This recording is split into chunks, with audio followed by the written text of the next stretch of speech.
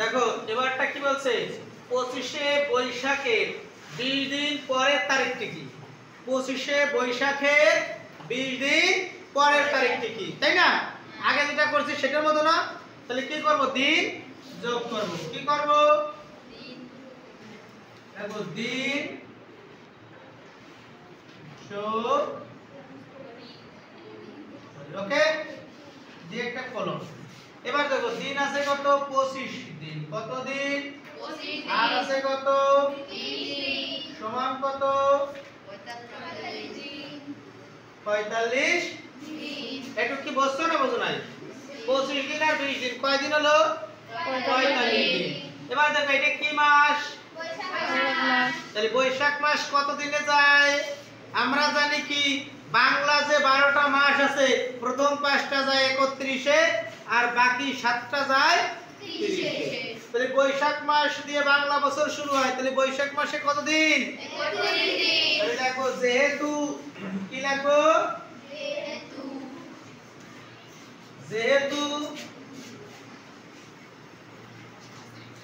বৈশাখ মাসে 31 দিন রয়েছে সেহেতু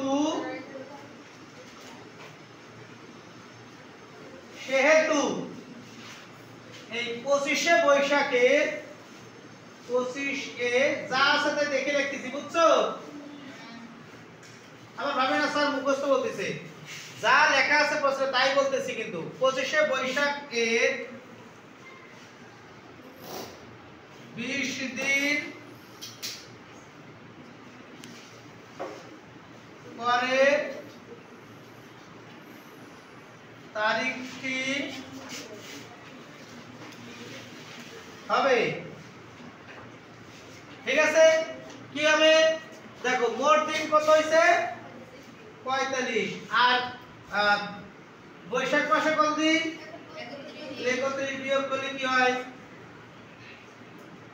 25শে বৈশাখের 31 পরে তাহলে কি হয় বলো এক আছে কত দিন 5 হবে 4 হলি হাতে কিছু নাই 3 আছে কত দিন 4 হবে 1 হলি তাহলে কি হয় 14ই বৈশাখের পরে কি মাস জ্যৈষ্ঠ 14ই জ্যৈষ্ঠ ঠিক আছে 14ই জ্যৈষ্ঠ উত্তর 14ই